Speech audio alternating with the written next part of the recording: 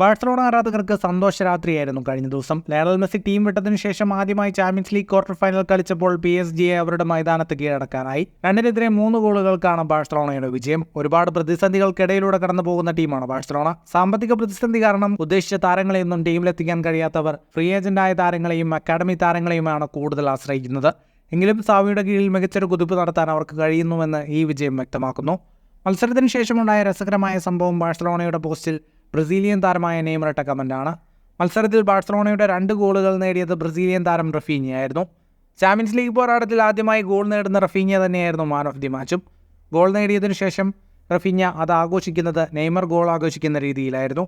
ഗോളിന് ശേഷം ആ ചിത്രം ബാഴ്സലോണ ഇൻസ്റ്റഗ്രാമിൽ പോസ്റ്റ് ചെയ്യുകയുണ്ടായി. അതിലാണ് നെയ്മർ അർത്ഥം വെച്ചുള്ള ഇമോജികൾ ഇട്ടിരിക്കുന്നത്.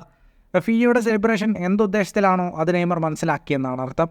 പരിക്കുകൾ വേട്ടയാടിയ കരിയറാണെങ്കിലും PSG-ക്കായി കളത്തിലിറങ്ങുമ്പോഴെല്ലാം നെയ്മർ മികച്ച പ്രകടനം നടത്തിയിരുന്നു. എന്നാൽ PSG ആരാധകർ താരത്തെ ക്രൂരമായാണ് വിമർശിച്ചിരുന്നത്. ഫുട്ബോൾ ലോകത്തെ കൂടുതൽ വാർത്തകൾക്കും വിശേഷങ്ങൾക്കുമായി സ്പോർട്സ് കഫേ ഇപ്പോൾ തന്നെ സബ്സ്ക്രൈബ് ചെയ്യുക.